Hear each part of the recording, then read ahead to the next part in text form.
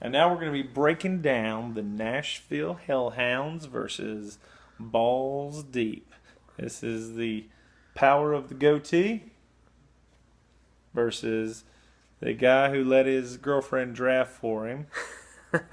So, I don't know how they're going to split time with that trophy. If they're not still together at that time, they'll have to do like a custody thing where he'll get... It might be like a league thing. We might just let her in and we'll just kick him out. Oh, we could do that. We could do that. Have our first female, or second, next to Mitchell. Oh, okay, that's true. There you go. We'll do that. That's a true story. I didn't mean that, Mitchell. Just chill.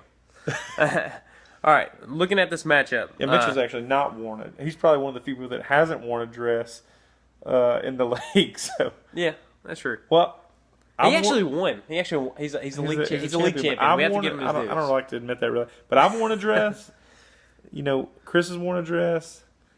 Steven's worn a dress. And you've worn a dress for a mile. I said that. Yeah. I said I wore a dress. Yeah. Is that the only 3 dresses? Yeah. We need to get somebody else in on this dress bet business. Yes. Matter of fact, Randolph would look really cute in a dress. I'd like Chris, you didn't challenge Steven this year to any kind of dress bets. This is totally sidebar to this. If you're not going to challenge him, challenge somebody new. Yeah. You and I have got our bet. I want to see somebody challenged to wear a dress in this bet. I'm challenging Chris to challenge somebody else to wear a dress. Fair enough? Does that make sense? Yes. Okay. You challenge him to challenge someone else. I challenge him to challenge. Okay.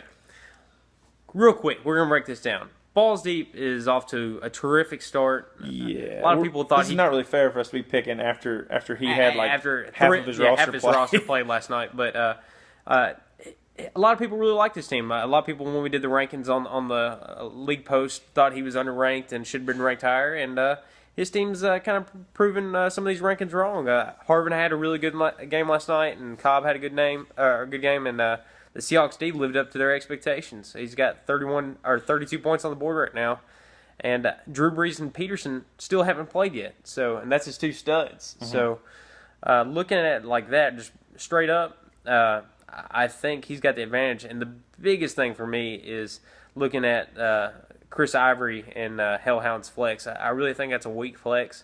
I mean, Pierre Thomas isn't a whole lot better.